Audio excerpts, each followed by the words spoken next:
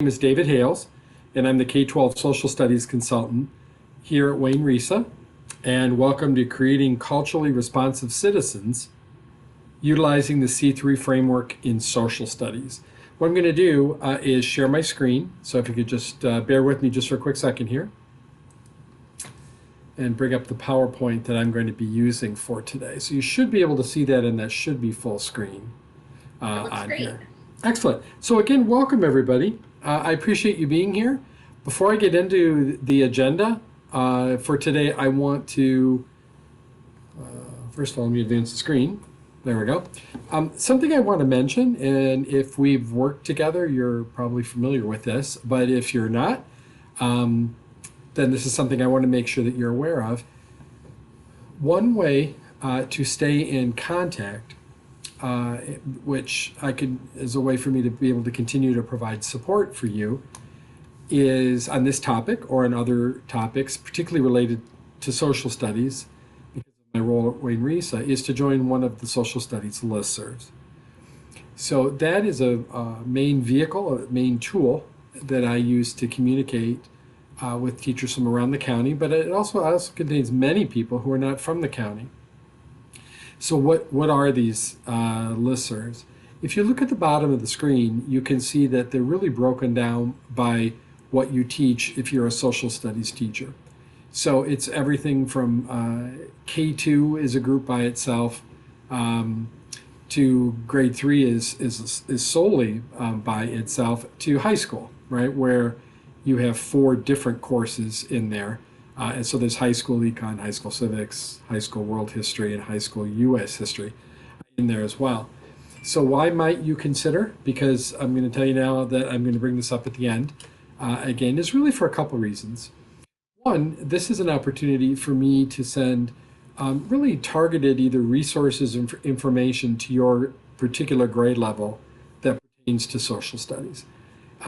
Again, you don't have to be from Wayne County. Much of what I share is not county specific. And so it could be resources that are available. Sometimes it's money pertaining to field trips. It's professional development that is coming up. If there are free resources that really help you to teach and students to learn, then I'm very interested in communicating that to you. Again, you're free to do whatever you want with that, no pressure, but it's just another way to stay in touch. The second reason why I think it's an advantage to be on the listservs is it's an opportunity to ask me questions, or although you certainly don't have to be in a listserv to do that, but to ask your colleagues at your particular grade level across the county. So sometimes people will say, you know, what's everybody else doing about this particular issue, or I'm struggling to find a resource on this or that. Well, this gives me the ability to be able to ask across that particular grade level, not just the county, but beyond that. That's very helpful for people. It's proven to be helpful. So I know that's a big intro on that, but I think it's a benefit. I will bring this up later. So just something to consider. All I need is your email and the grade that you want to, if you email me, just simply say which group you want to be in, and we're good to go. So let's talk about what we're going to do for today. I pulled this directly from the course description, and I thought I would just highlight the key elements that we're going to focus on, because there's some major pieces in there. And there's really 4, I think, components that we're going to really spend our time on. The first is, and it's right in the title of the course, is the C3 framework. So we're going to spend a little bit of time on that, but we're going to talk about the C3 framework as it relates to culturally relevant instruction, okay? And then we're going to zero down a bit more in terms of resources and look at the MC3 curriculum. But in particular, though, the MC3 curriculum as it's available through Wayne RESA, okay? So C3 framework, the connection with culturally relevant instruction, MC3 curriculum, and particularly as you access it through Wayne RESA, and I'll go over all of that with you. So if you have worked with me before or not, one of the things that I always like to do, particularly for something like social studies, is to start with the end in mind, as to why are we doing what we're doing. Okay? So I'm just going to give this a try. I know that people would have to participate via a chat, so we're just going to see if this works. But what I would like to ask you is, regardless of the age, regardless of the grade that you teach, why do kids have to learn social studies? I mean, it's one of the four core, but why? What are they intended to get out of all this? And again, it doesn't matter if you're an elementary teacher, your middle, or your high school, but what's the purpose for us? Our ultimate purpose. Would you please just share something really quickly in the chat with me? Why do kids have to learn social studies? And then, Michelle, if you don't mind reading a few of those. Oh, good, thank you. So we're seeing to be a good citizen, Yep, or to absolutely. recognize when someone's being a bad citizen, Yes, that too. so that we can learn from the past and understand the world and how society operates. Absolutely. And we I want heard, sorry, go we ahead. want students to become responsible citizens with critical thinking skills. Wow, what nice group. Absolutely. Um, all of those are correct. Remember that social studies, we're made up of four disciplines. So there's history, I heard geography mentioned, civics, economics is in there as well. And I definitely heard people specifically say, our ultimate end is to have, and it goes by different names, but um, ultimately informed, engaged citizens, right? And oftentimes people just sum that up by saying a responsible citizen. Now, I know there's a lot built into that, but we're going to use this a lot because it's directly connected to talking about the standards, the C3 framework, culturally relevant instruction. They're all really connected for us, but no matter what, it's always important for us to stay focused on what the bigger picture is for all of this, which is responsible citizenship. So I want you to just think about this next statement as we start to pivot around a little bit to really the world that's around us, which is this statement, which comes out of a history in which we see ourselves from 2018, just as applicable now as it was 3 years ago. I guess what I'd like to have you do one more time, if you don't mind, is in the chat, why does this matter? The statement says, when young people see themselves in the story of our shared past, they not only develop a deeper appreciation of the subject, but become more civically active. Why do you think that's the case? Why do you think when people see themselves in the story of a shared past, they develop a deeper appreciation of the subject and they become more civically active? Why? Why do you think that's the case? Because that's a premise really that we're going to be working with in the work that we're going to do. It doesn't have to be real long, but just something, if you don't mind sharing, I'd appreciate. Why is this the case?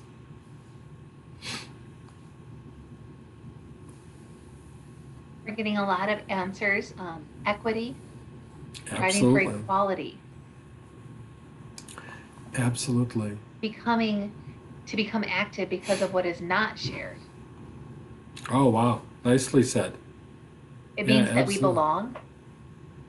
Wow. Very nice, everybody.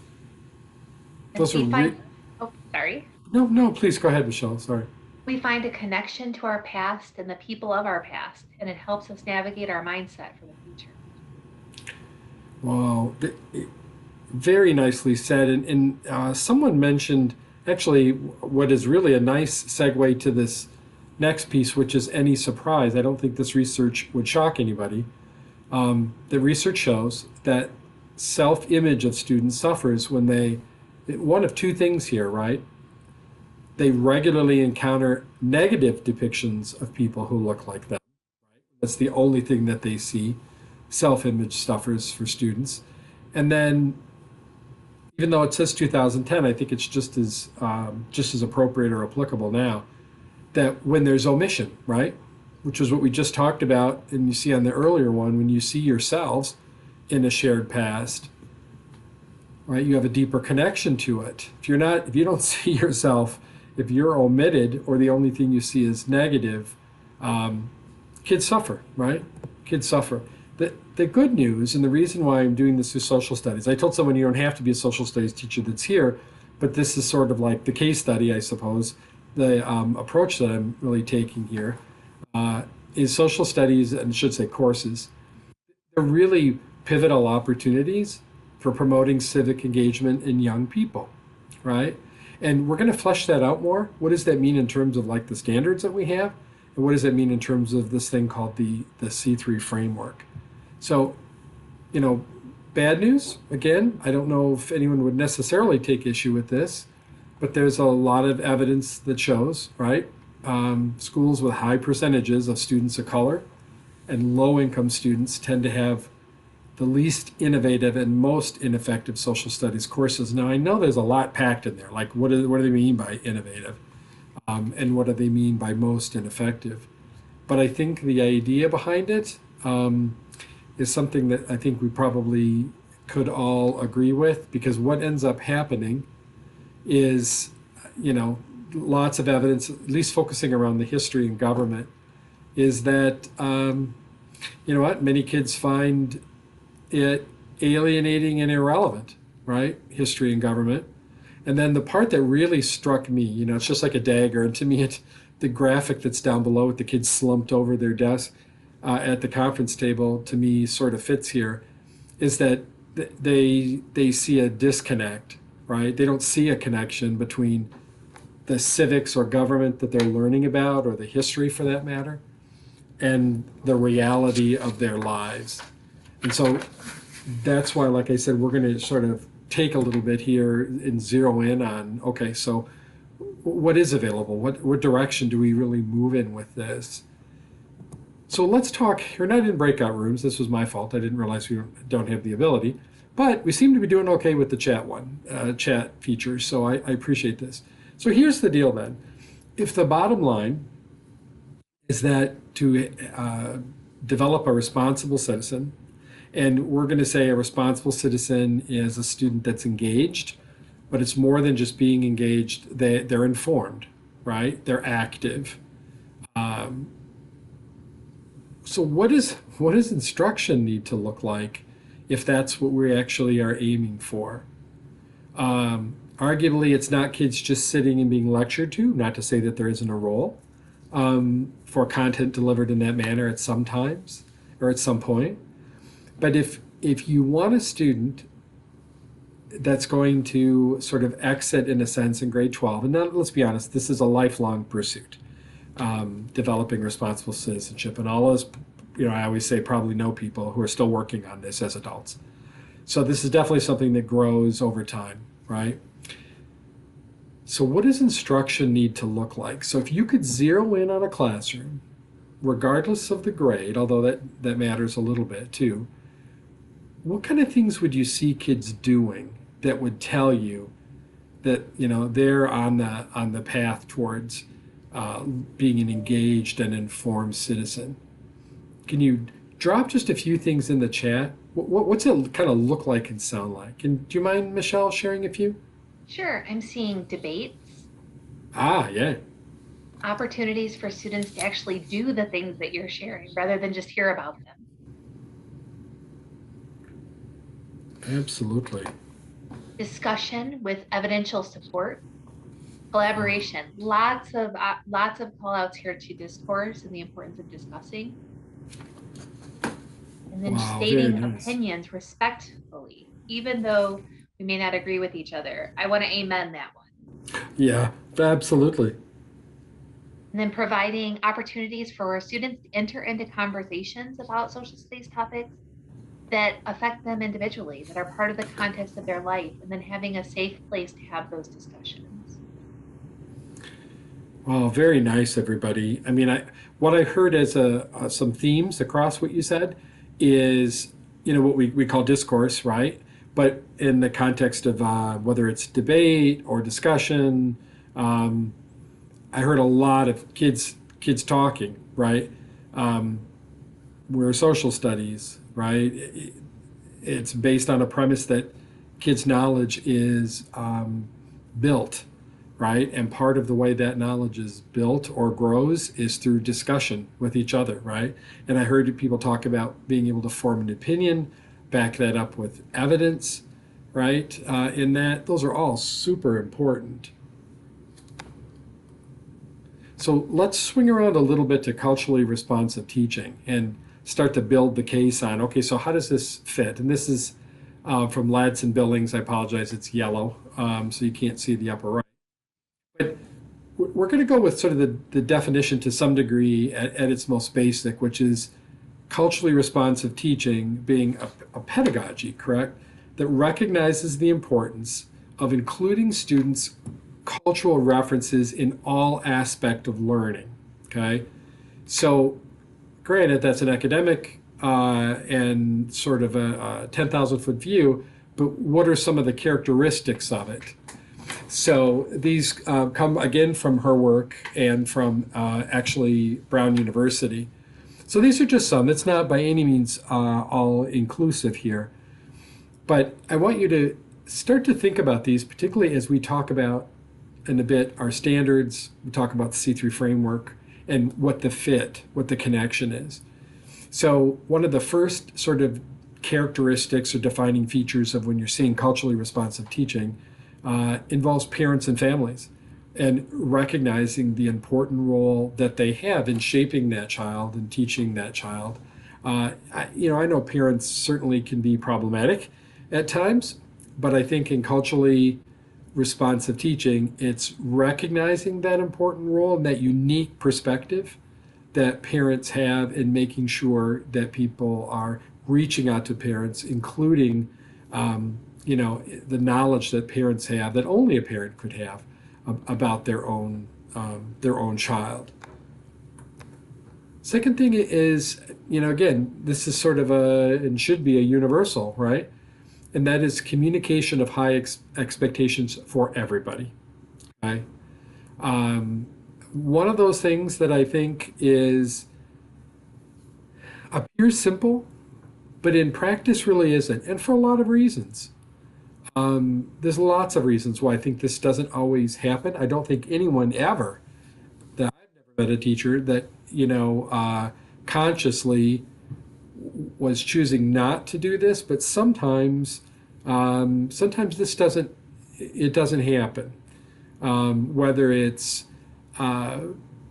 takes the form of praising certain children for achievement, which in fact is actually a much lower level, or sometimes it takes the form of providing unsolicited help to certain kids as opposed to others. It can take just lots of forms. And again, I don't think anyone consciously intends to do it, but it definitely does happen. So being very conscious of having high expectations for all the students is an important feature. Learning within the context of culture, right? It means recognizing in culturally responsive teaching the vital role that culture has, again, in shaping that child, right? They're nested within a culture. Well, what's the impact of that on teaching and learning? It does play a role, it does influence, and it means being aware of it and seeking to include that where it's appropriate. So understanding that the kids, understanding, and you're going to see that these are all obviously very interconnected on here. So for example, 4 is directly connected to the ones that come before this, of student-centered instruction, right? Very much recognizing that all kids are unique and bring a different set of experiences to the classroom, and that what those needs are, while there will be obviously commonalities across all the kids in the room, each child kind of comes with their own set of needs. I one time many years ago had someone say to me, well, you know what, I taught them. I taught them, I think it was a history class or civics class. I taught them that and they didn't learn it. And the burden was really on them. That was their fault. I taught them. And that is obviously not a student-centered instruction. I mean, I understand the frustration maybe. However, student-centered instruction really puts the student in the center, and what their sort of the unique features they kind of bring to the table or the conversation have to do with learning, right? And how it impacts learning. 5, culturally mediated instruction. It's very much connected, again, to the previous ones, which is that you're actually seeking to incorporate students' culture, right, in culturally responsive teaching. That we're recognizing the role that that really plays in it. No student learning is separate of the culture really that students are in. Reshaping the curriculum is interesting. What I think really, when we look at that especially means is having sort of the time and the space and the commitment to being able to examine the curriculum that students are being taught, being open to including other sources of information, right? That this is not a static thing. And with something like culturally responsive teaching, it means being able to have a critical eye at curriculum, but also having the flexibility to be able to include resources that are relevant for your particular kids, because you and those families and your school know those students the best. And the curriculum, you know what I mean, having the ability to be able to look at it, re-examine it, makes a difference. And then the last one is just absolutely, they're just all interconnected. That the teacher is a facilitator, right? Not the, you know, how sometimes people call it the sage on the stage. This is really the teacher as being the facilitator and someone who guides the student learning. You know, the teacher's open to different roles in the class. If you're putting the student centered first, then the teacher is still very much organizing and part of this culture and shaping it, but they're a facilitator, right? Because the learning is centered around the student, and you're really guiding the student. Now, those are just some of the characteristics. It's not all of them for culturally responsive teaching, but I want us to kind of build from those things to take a look I say, sort of bring it home to us in Michigan. All right. So there's 2 ways I think in which we really can move in this direction in Michigan, and it's going to be where we're going to focus on for the next little bit here.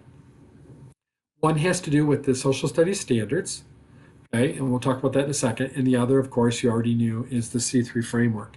So let's take a look at the standards. Now, this illustration is sort of tongue-in-cheek because I served on the standards committee for 5 years. They were passed finally on June of 2019, so the end of that school year. I'd like to think there was a marching band and crowds cheering wildly when they passed, but this is not the actual crowd at the Michigan State Board of Ed meeting. It was a long 5 years. And if you think about it, again, these passed at the end of the school year, and then the very next school year, you know what happened midway, right? Everybody was sent home and we had COVID. And then, of course, last year, you know, again, that we were really mostly virtual. So arguably, the social studies standards are still quite new, even though, you know, it's deceptive with it being 2019. They're still relatively new, and it's good to keep these in mind because they're going to really be, I think, the basis for the work that we're talking about here. Now, before we kind of zero in on those, something I just want to put out for people is, and you'll be able to access this later, is we generated a document at the time which compares, it's a side-by-side between 2007 and 2019. Now, that's nice to have just by itself. Really, that's not the best part. The best part are the 2 columns next to this. And this is a K-12 document, by the way. So there's a lot. The next 2 columns, one column is, was there a change or not in that particular standard, or did it stay the same? And then the column next to that was, if there was a change, why? In other words, a standard could have stayed the same. A standard could have been combined for lots of reasons. A standard could have been dropped. And why was that the case? And I think that has proven to be very helpful for people. So even though we're not going to be doing this in this context because of time, later, I think if you have not looked at it, I think it's worth it to be able to see, okay, what are the standards I'm responsible for teaching, and how do they compare to before, and why? Why were some standards dropped, or why was some consolidated? So I think that's just helpful for people to know, and something for people to check out later, okay? All right, so big picture view. Again, different setting. We would probably, in different time frame, we'd look at the standards, and I'd break you into groups, and we'd, come back around to this. But I'm just going to kind of give it to you straight out here, okay? So our social studies standards, again, 2019, they were passed in June. Big picture view, sort of big picture takeaways. Now, again, think about this in relation to what we talked about with culturally responsive teaching, some of the characteristics of this. There's a much, much greater emphasis, a greater intentionality on inclusion and representation for the reasons that we just discussed, that it was important for kids to see themselves in the content and for representation, okay, across the board. So a very specific attempt with the K-12 standards. And in part, why it probably took us part of the 5 years is you simply did not see this, right, in 2007. And so, again, great deal of emphasis this time. The other piece is there are a much wider variety of examples, much more inclusive examples. Now remember that examples are just that. They don't represent a hidden curriculum. They are examples intended to illustrate, right, the particular point. You are free to add any examples that you feel are relevant for your students. Right? That's absolutely true.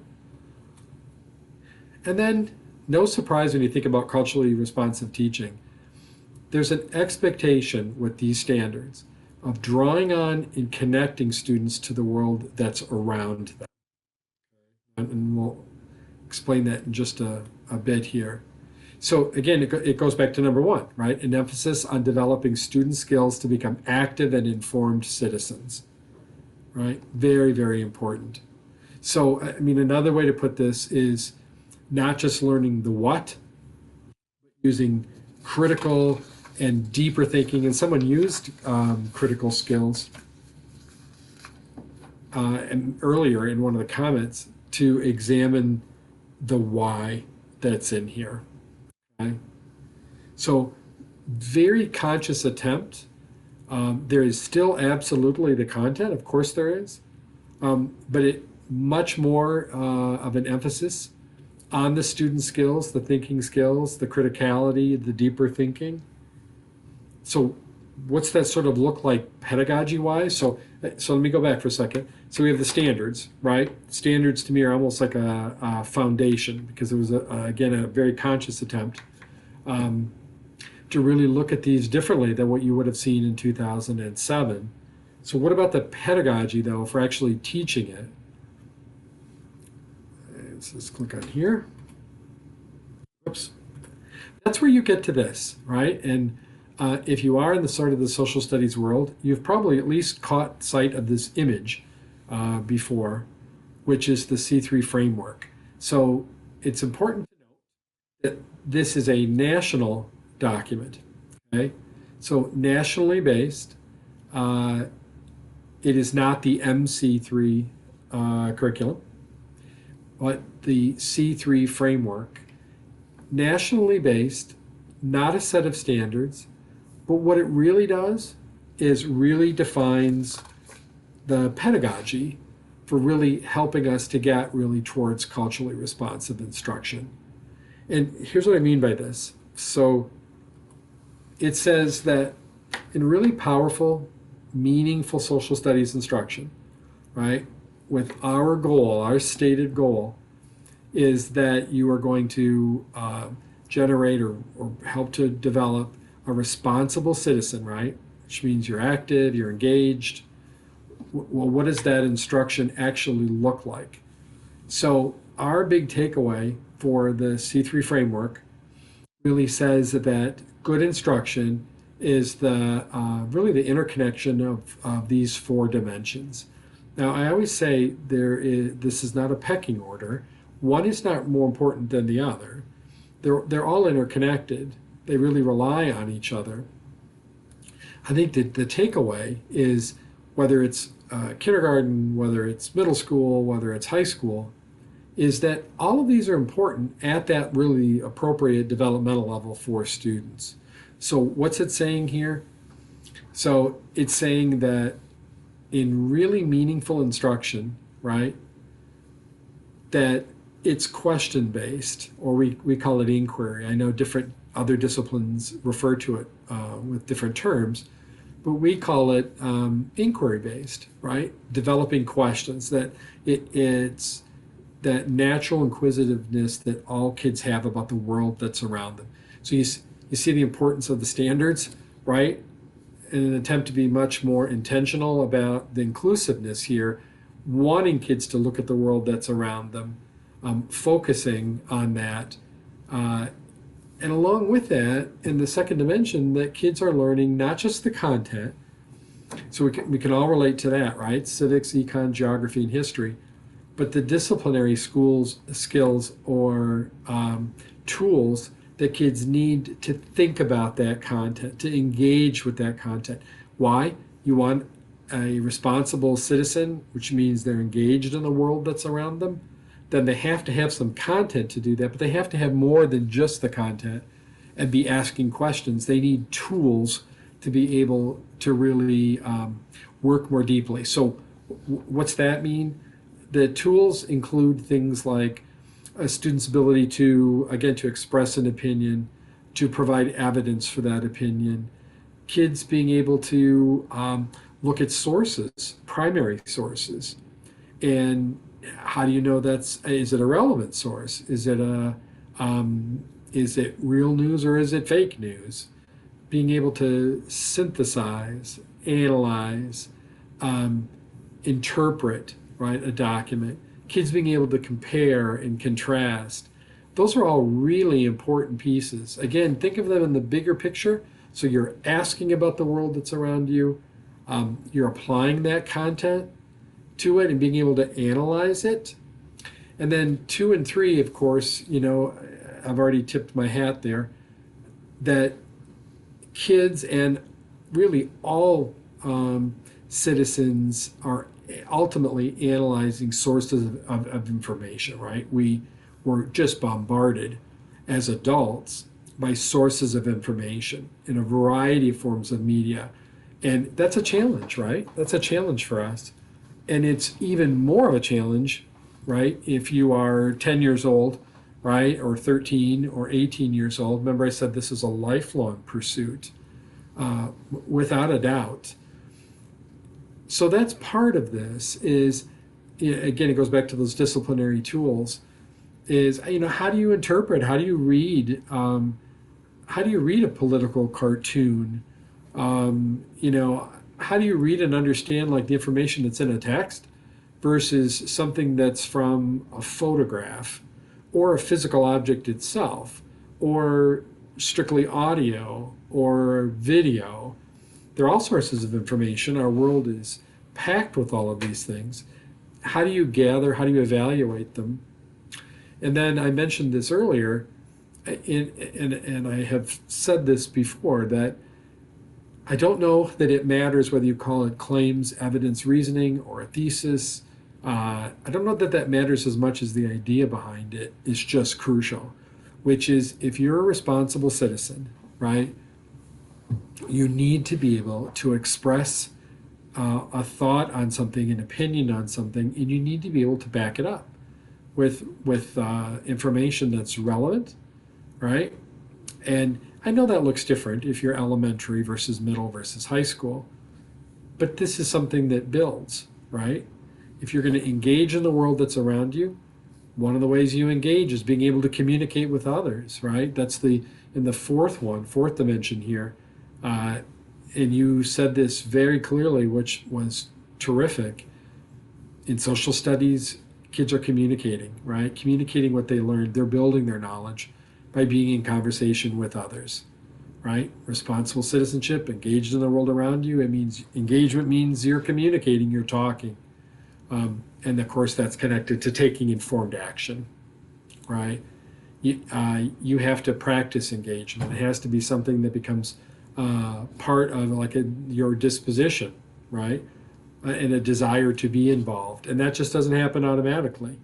It's something that gets developed over time. So the C3 framework, right? It's interconnected with all of these. Very much, those 4 dimensions. One is not more important than the other. Where do you see our standards in this? The standards really are in dimension 2, right, in Michigan. That's where you see the content piece of it. And then, of course, much more than just that. So, a couple things then, right? So, talked a little bit about what culturally responsive teaching is, and what does that kind of look like in Michigan, sort of a foundation for it in the standards themselves, which are pretty new. Still, with the 2019 passage, very heavy emphasis on the C3 framework and what's considered really meaningful, powerful social studies instruction, regardless of the age, right? So what about resources then that I think really help to develop that really helps to take students down the road where we want them to go? So some of you are familiar with this. And what this is a website which is called c3teachers.org. It's a website that actually contains a number of things that really support the use of the C3 framework. But one of the things to me that I find in working with teachers that's the most helpful really for people is it has inquiries here. So it says right in the middle, inquiry is possible. Check out our inquiries. So who doesn't want to see an example of what something like this would look like or sound like? Now, this is a national website. So what you're going to see on here are inquiries that have been vetted, done by teachers from around the United States. And they really are across multiple grade levels. Now, I think when you look at this later, again, if you're saying, I kind of like to see what this sort of looks like where you have those 4 dimensions, this is a great idea. My recommendation, though, is you can search the inquiries on here multiple ways, that the best way to really do it is by focusing on or clicking on topic. And then it'll have U.S. history, it'll have world history, it'll have civics, it'll have econ, but there'll be a number of categories broken down in how many of the inquiries are there, okay? What I wouldn't recommend is one of the options is search by grade level, because this is a nationwide document, and so what we teach in 6th grade might not be the same thing as what's taught out west in 6th grade. And so that might be a little bit, confusing. The simplest is to search by the topic. So again, what does this do for you? It's nice to see inquiries that teachers have actually written, that if you go, I wouldn't mind giving this a little bit of a test run to see what does it look like where kids are asking questions. It's grounded in content. They're looking at a variety of sources, and they're talking, they're communicating, they're thinking about action, all right, about informed action, all really, I think, important elements for culturally responsive teaching. That's one way, is to take a peek here. At the very least, the resources are amazing, focused around that 3rd dimension, meaning many people go in and the way they start is by cherry picking the resources, because it's very nice, quite frankly, to have a set already developed for you of like a text set of resources to use in an inquiry. And that's not a bad place to start too, right? And kind of build from there. So that's one possibility to look at. The other piece, I probably should have had this, well, no, actually this fits pretty well here. is I just want to clarify something real quick, and this may not be a misunderstanding here, but sometimes this does happen. Remember that regardless of the discipline, so this obviously includes ELA and math and science, as well as social studies, it's that the Michigan State Board of Ed approves state standards and not a curriculum. Okay? The reason I say that is because I will sometimes have people use the words interchangeably. And it's important to draw that distinction because the use of a curriculum, the adoption of a curriculum, the development of a curriculum is all considered in the local sort of purview.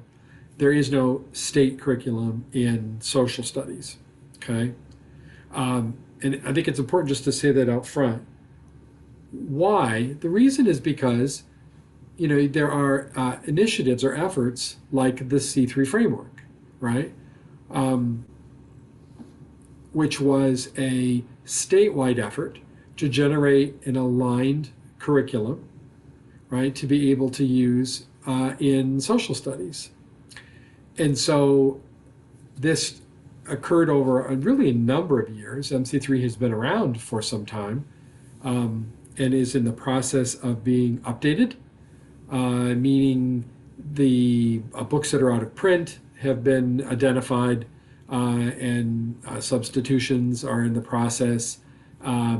Links which are inactive being corrected. Any realignment that needs to occur being done in terms of coding with the particular standards. Now, COVID hit us as well as everybody else when it came to throwing things off schedule. So if you go to MC3 right now, you're not going to see things immediately change. That's something that's occurring over the course of this school year. But the content itself is still very much aligned around our standards, which is, I think, a real strength in if you're looking for a start, a way to kind of begin or to frame a curriculum or content that will be beneficial, really kind of taking you down that road of where we're trying to go for responsible citizenship, engaged in citizenship. The reason that I have this particular site here, and it says atlas.resa.net, is because, again, this is on Atlas, which is a platform. It's open source. You do not need to register for it, or there's no fee, anything like that. But we added what we called some enhancements at Wayne RESA for MC3 that are only really accessible by going to atlas.resa.net and then in the drop down under school, clicking Wayne RESA SS. So what do I mean by that? It means that some of the things that are there is MC3 was converted to Google a few years ago now, and that's been very beneficial for people. There are also summative assessments that are there as well. So there's some other features that if you access that other ways, you might not immediately see. But this is more specific if you're looking for those. The curriculum is still the same, okay? But another way to access it. Again, open source, it's free, but isn't a bad start. Perfect? No, by no means. No curriculum is. And we are still in the process, like I said, of looking at books and updating sites and getting data that might be more relevant on charts and graphs, all sorts of things. But again, not a bad place to be able to start. So took a little bit about time to look at the C3, just to mention that, the C3 framework itself, and then the site itself for looking at some samples of what does this look like and sound like. Curriculum-wise, MC3, right, as a possibility to take a look at and to consider. So a couple other things I wanted to just sort of zero in on a little bit because, hey, it's just the world, it's the world that we live in, and that has to do with MSTEP. So you may be familiar, I'm sure you are, depending on the grade level, that social studies is tested at grades 5, 8, and 11, right? As a statewide assessment here. So the test will change too, right? We talked about standards being updated and what some of the changes were to standards, right? And then what about the assessment? So there will be a change in the assessment. Again, is this perfect? No. Is it better than what we have now? In my opinion, I think it is. I think this helps take us down this road. Let's face it, anytime you have a high stakes, standardized statewide assessment, you're going to have some limitations on something with those kind of parameters, right, as statewide. So not perfect, but I think it's beneficial. So I want you to think about what we talked about with looking at the standards themselves and the changes that are there and the focus on wanting to have kids engage in the world that's around them, right? A core element of culturally responsive instruction. So this is what the assessment is going to shift to. So it's going to be called a context or stimulus-based questions, I guess is sort of the lingo for it. But what's going to happen though, and again, think about how as a citizen, how this might look in sort of the real world. On the assessment, their students are going to get a prompt, but the prompt is going to be like a collection of short readings, right? Ultimately, I'm told it could be in a video format, but that's not going to occur in the near future. But short readings, charts and graphs, political cartoons, infographics, like a citizen does, right? Looks at multiple pieces of information and has to interpret, right? Kind of connects them to what they've been learning or prior knowledge, and students have to, apply basically that knowledge. And that means that the questions themselves, there'll be a geography-related question, a history-related question, civics or economics, or some combination of those, generally 3 to 5. And then there'll be another prompt. Many people might think of this as like a document-based questioning sort of approach. But notice the level of engagement is very different than maybe in the past. Again, not perfect, but I do think it represents a step in the right direction. So the timeline for this is, of course, spring 2021 came and went, nothing different there for any testing at all. For the next 2 years, you're going to see field test items that are on there. It's going to be to the same standards, okay? No changes, except there will be field test items. The field test items are for MDE, they're for the state to determine if the items are valid or not. When I say they're not scored, I mean they're not scored against the student or against the school. You will not see the result of those test items. You're not going to know which ones are field test items, which ones aren't. Again, it's to test the validity. Every discipline does the same thing, right, as an approach. They want to see if they're valid items. So you won't see a completely different test based on these new standards until 2024. Okay? So a little bit of leeway here. The last time that I checked, which was just a couple of weeks ago, MDE felt that they were on schedule, meaning that for this upcoming spring, that they would be able to have a test in order and with field test items on here as well. So we'll see, but again, it appears that they're on schedule for that. So just something to think about. And this also brings up one of the pieces that we talked about, which is the listservs.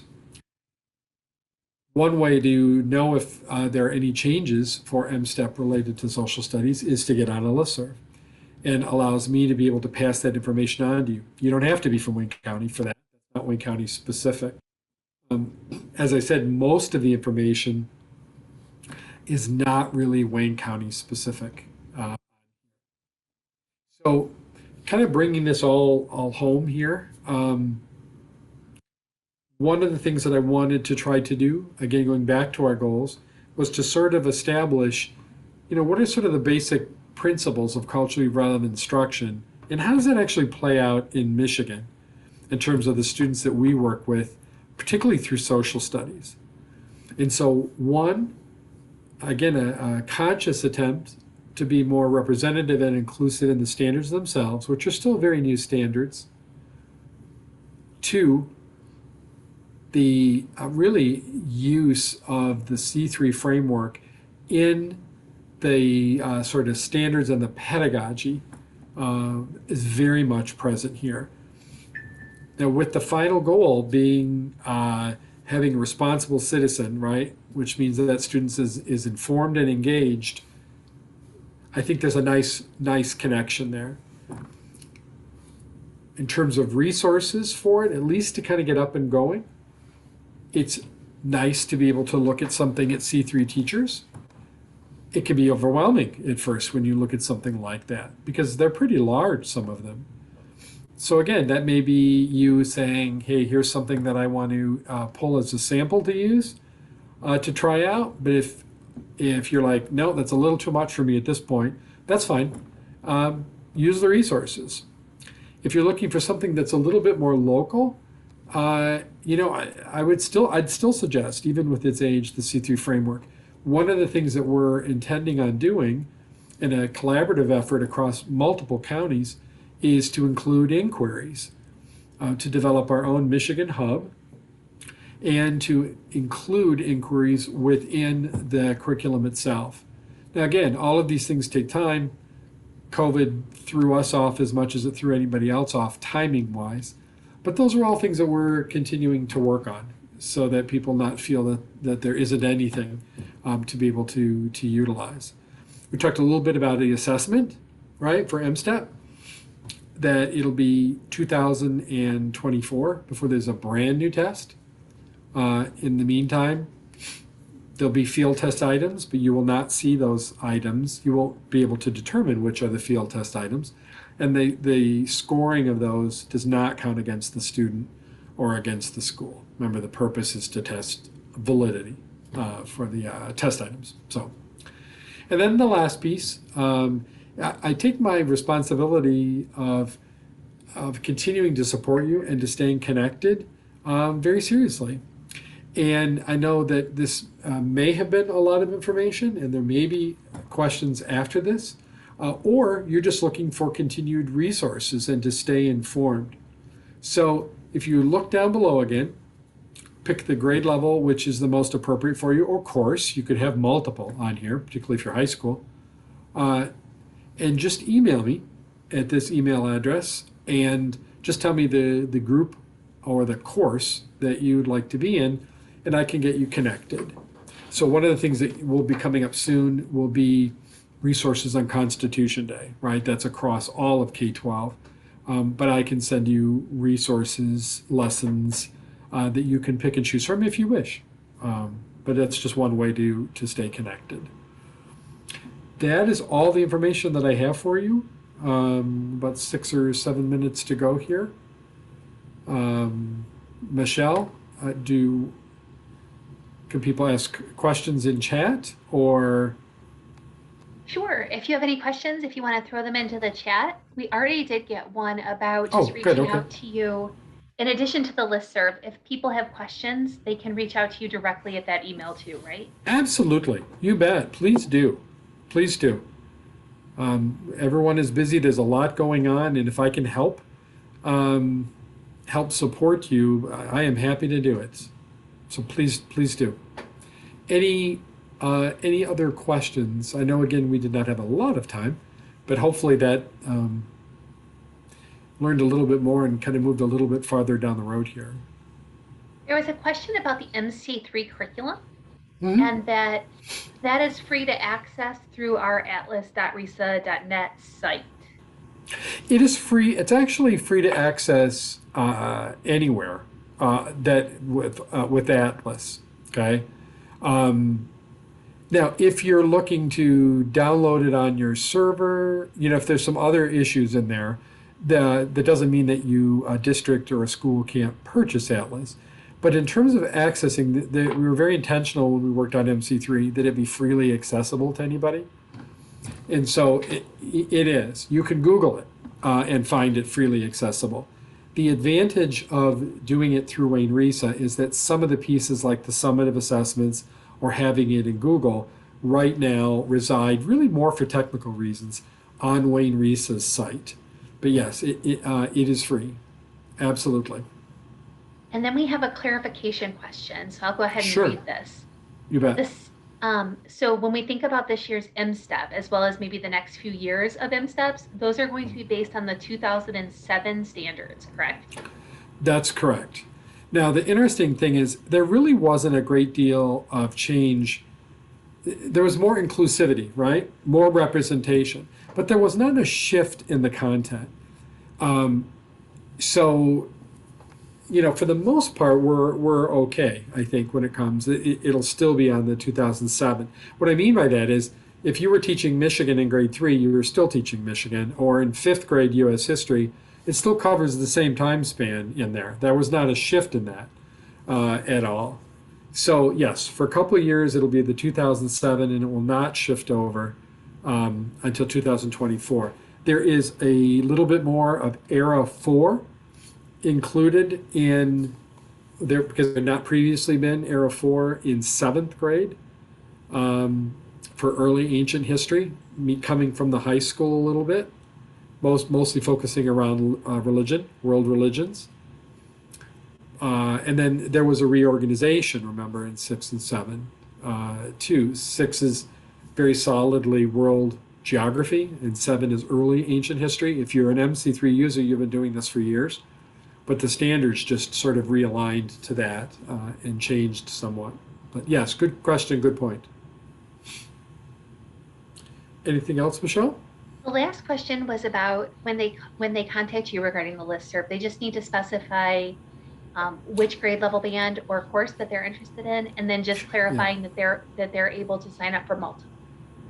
Oh yeah, to sign up for multiple? Yes, definitely. The reason I emphasize it is because rather than have a K-12 list, I was very intentional to separate them sort of by group because, for example, 6 and 7 are sort of a natural pairing, 4 and 5 are a natural pairing.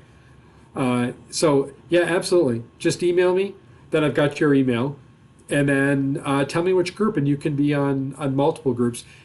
I do want to mention, you're not going to get an email, every single week or maybe even every month. There isn't a regularly scheduled time. I send out something when there's something relevant for you. A RESA, a resource, a cultural institution that has something that they want to get in the hands of teachers, and I can help to make that connection. But don't expect, and because I don't want you to think that you would be bombarded, because that's far from it. The only time you're actually going to see everybody get the same email would be something like Constitution Day, when I send out resources, because it applies to everybody, K-12. But what U.S. history gets might be, significantly different than maybe what grade 6 and 7 or grade 8 is going to get because of the different time span and different content. So, yeah, please do. Please consider, and it can be on multiple ones. Okay, I think we are coming up to the hour. Were there any other questions at all, Michelle? Nope, nothing else. You've answered everything. Well, thank you, everybody. I really appreciate it. I know that's quick, but seriously, email me. I work very hard to reply back right away to email, and I'm happy to do so. So I'm going to escape out of this. I'm going to stop sharing. Okay, there we go. And thank you, David. There's lots of love for you in the chat. Lots of thanks and appreciation. I like that. I appreciate that. Thank you, everybody. Have a great start to the year, whether it was today or if you still have it coming up. Best to everybody. Bye. Bye-bye, you guys. Thanks.